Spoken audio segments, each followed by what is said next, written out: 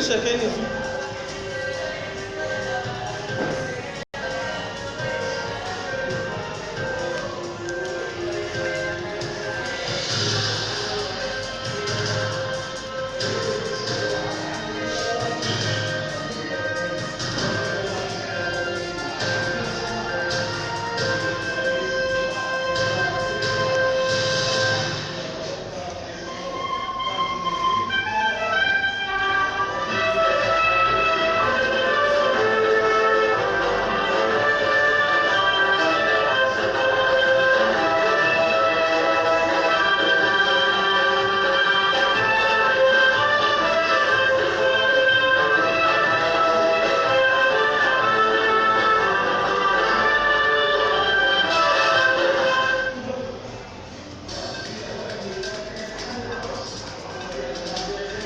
والله شعبي جمهورية فدرالية الصومالية هي مقطع سريع من شرعيات كاميرا الصومالية.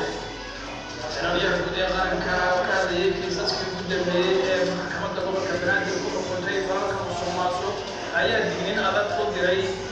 ضد على الصومالسو أي مدرسية أو تحفيزية دنيا قبل كبران دي راح نطلع مقالة مقدشة وعودة عفوية والله طلال هي طبيشة والله طلال كطبيشة يجري على يعبود أخبارات كلمة الدولة وحكم الدولة تركوا وعلى فرنجين إنسان وما أذكر إنسان أول كده هو أدم صوصار الدولة قاس كطبيعي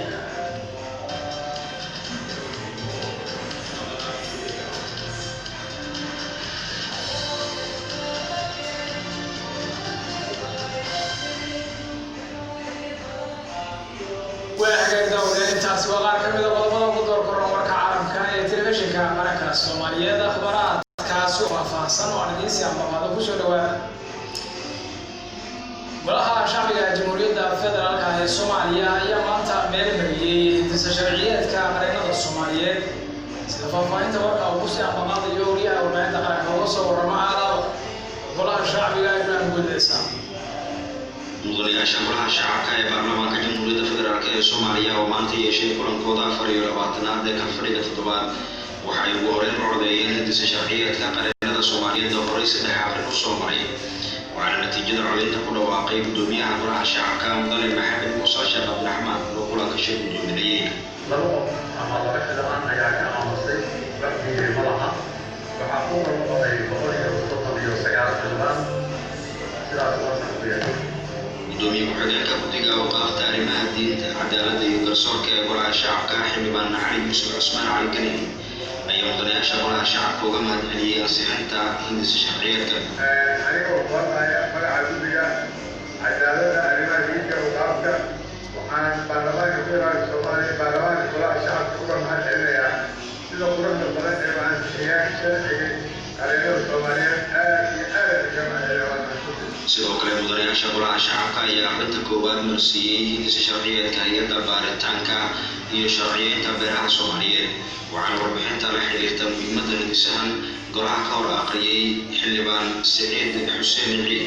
oo ah siyaasada wasiirka wasaaradda beeraha iyo waraabka ee Soomaaliya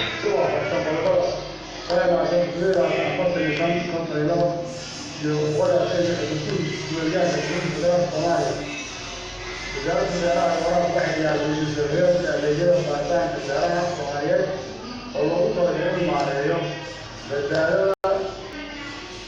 زراعة جو سيرو كنترول الحياة فيها أقول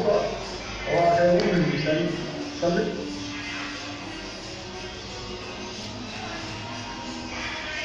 شغالة حديثة الدولة إن تكتنا ama isku dayaan inay samaystaan shirkado ay u leeyihiin ama islaami ku leeyihiin oo adeegyo bixinaya isla wasaaradda ama xafiiska dowladeed inaan qalab u geyno ay shaqada qabsadaan meelo badan oo ka mid ah sida boosaaso iyo garowe iyo kismaayo waa loo diray dhalinyarada waa soo maray شغله يعني عن أيقونة بدوية وعن صدق إننا أنو قليل أبغى قصص صغيرة وعن صور عنه أنا يرضي نقطة وراي إيش على سبتان. cabdishakuur ismaan cali warbaahinta qaranka beledweyne. mas-uuliyiin ka tirsan dowladda federaalka ee Soomaaliya iyo aqoon-yahano ayaa maanta ka qayb galay munaasabada ay jaamacadda Banaadir ku shaacinaysay kulliyado cusub oo ay ku soo kordhisay jaamacadda.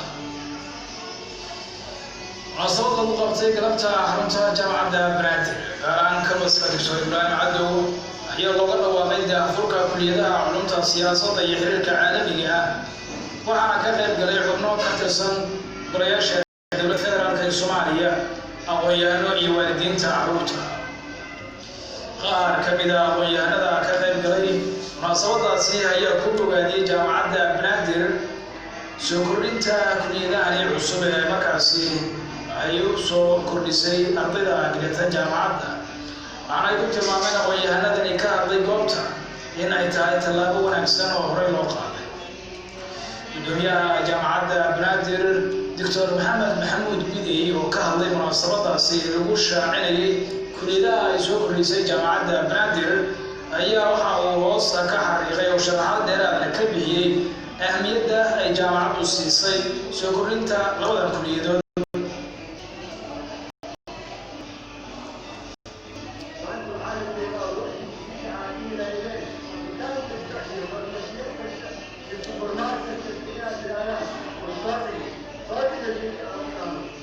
gudoomiyaha degmada waaberi gobolka Banaadir Cabdicasiis Cusmaan Jaamac ayaa bulshada ugu baaqay inay ka faa'iidaystaan wacyigelinta la siiyey.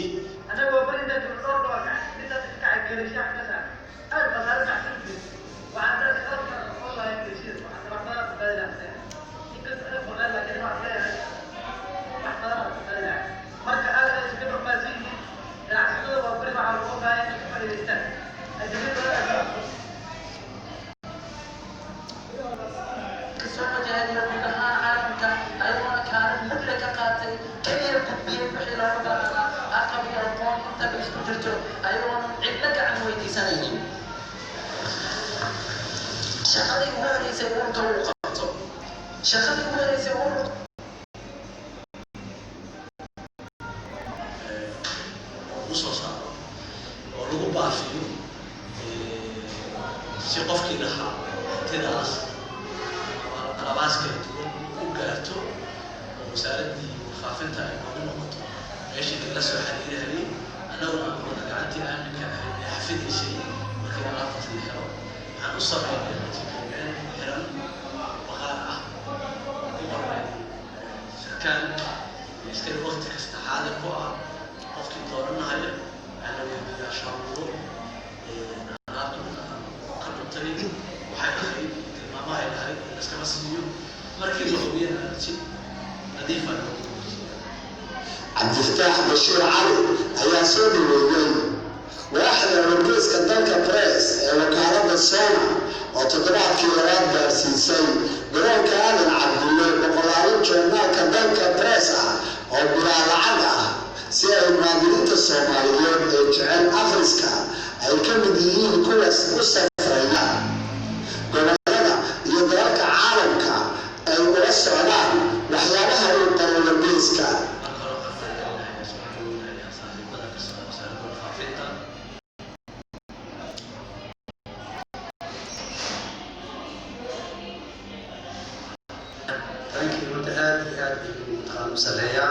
waxaa maanta ilaahay mahadiis noo suurtagalay dufcadii u horeysay ee jaamacadda Soomaaliya ee Minnesota qaybteeda ah kulliyadda alxadiid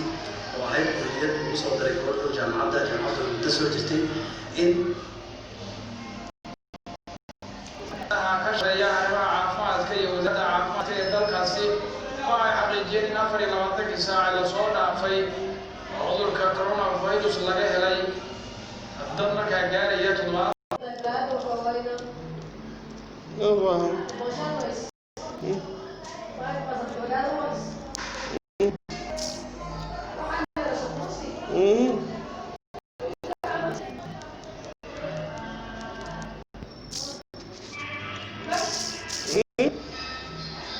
Hãy subscribe cho kênh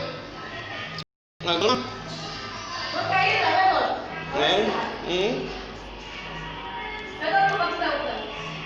để không bỏ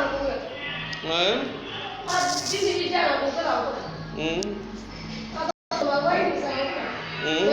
hấp dẫn. واحد العكسين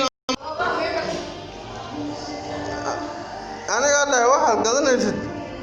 قبل أنا ولا شيء ما كنت قدرت الدولار